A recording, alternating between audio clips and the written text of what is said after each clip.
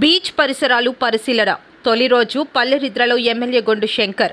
మండలంలోని బందరువానిపేటలో శుక్రవారం పల్లెనిద్ర చేసిన ఎమ్మెల్యే గొండు శంకర్ శనివారం ఉదయం బీచ్ పరిసరాలను పరిశీలించారు.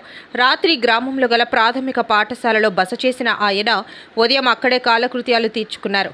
అనంతరం టీడీపీ నాయకులు గ్రామస్తులతో కలిసి బీచ్ పరిసరాలను పరిశీలించి తీరాన్ని అభివృద్ధి చేయాల్సిన అవసరం ఉందని తెలిపారు. గ్రామాన్ని అన్ని విధాలుగా అందరి సహకారంతో అభివృద్ధి చేస్తానని హామీనిచ్చారు. ప్రతి ఒక్కరూ ఐక్యతగా ఉంటూ ప్రభుత్వానికి సహకరించాలని, అభివృద్ధి పనులకు అండగా నిలవాలని ఆయన ఆకాంక్షించారు.